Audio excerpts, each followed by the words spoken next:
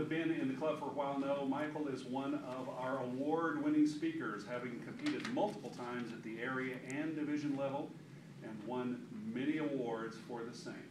I always look forward to his speeches. Talking today on the subject of 3 good books. Please join me in welcoming Michael Somps.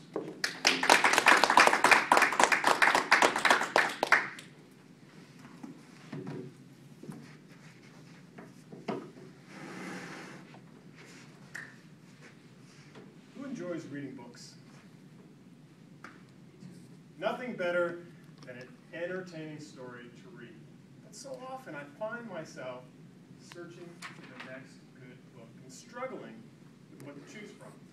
And I thought, well, if I find myself in that situation, perhaps others do as well. With that, I'm going to tell you about 3 good books in case you find yourself in that situation.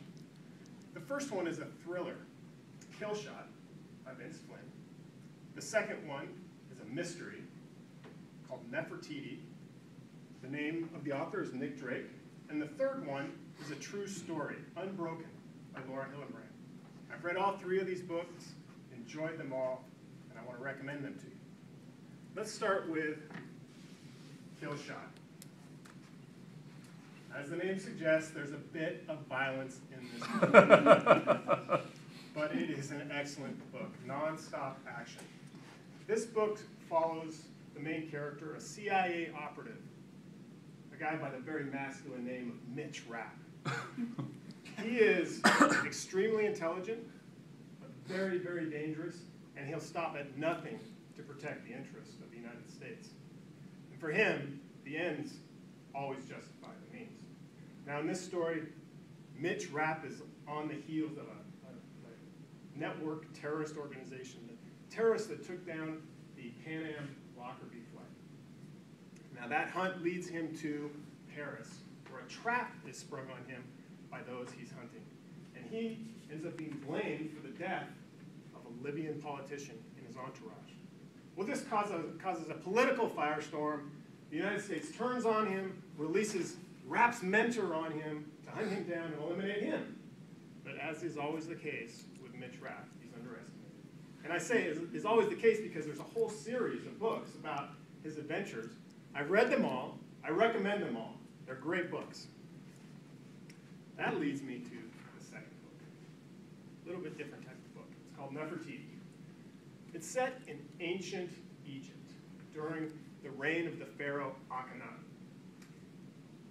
The main character in this book is a man named Raotep, and he is the equivalent of today's police detective. And his job is to solve a mystery. The mystery of the disappearance of Queen Nefertiti. Probably heard of her. But for Raotep, he cannot fail. Thousands of years ago, you did your job and you did it well. Otherwise, he dies as well as his wife and children. Great story. And what makes this book extra unique is that the author is a scholar of Egyptian history. Throughout the book, he gives you a very good sense of what life was probably like back in ancient Egypt, from the sights and the sounds and the smells, what the food probably tasted like, what life was like for the rich and the poor, and what the politics were like. Ancient Egypt is a great setting for this story. I recommend this book. That leads me to the third book, Unbroken. This is probably my favorite of the 3. It's because it is an incredibly unbelievable story that is absolutely true. This is essentially a biography of a man named Louis Zamperini. He grew up in the early 1900s in Southern California, and he had a rough childhood. He was constantly thieving, getting into fights. He was a runaway. He was on a path towards prison when he found something more positive to direct his energies towards, and that was running. He was a very, very good runner. So good that he competed in the 1936 Olympics in Berlin, competed in the mile, and he was so good that he was going to compete in the 1940 Olympics as well, and probably had a chance at a gold medal, but for the intervention of World War II. And that's where the book then turns, is to describe his experiences and what he endured in World War II, which is incredible. Louis was trained as a bombardier, and he flew on one of those famous B-24 flying fortresses. He saw action in the early parts of the war, had a lot of close calls, but eventually his luck ran out when his plane had to ditch into the middle of the Pacific Ocean. It was only him and a couple others that survived that plane crash, and they ended up floating for more than 1,000 miles in the Pacific Ocean.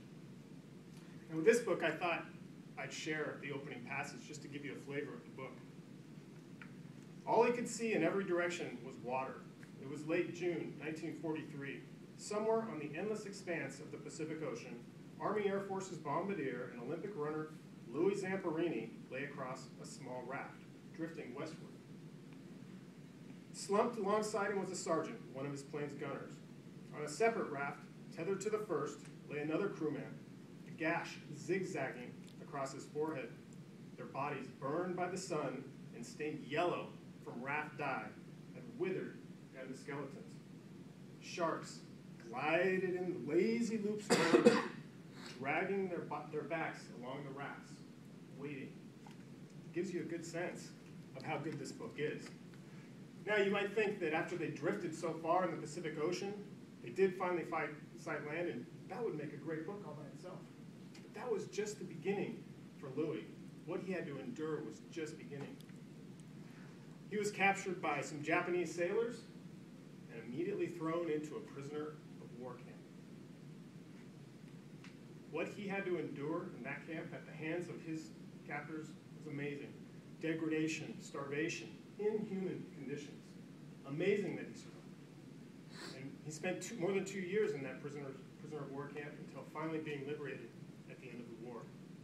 If you haven't read this book, it's exceptional, and I really recommend it.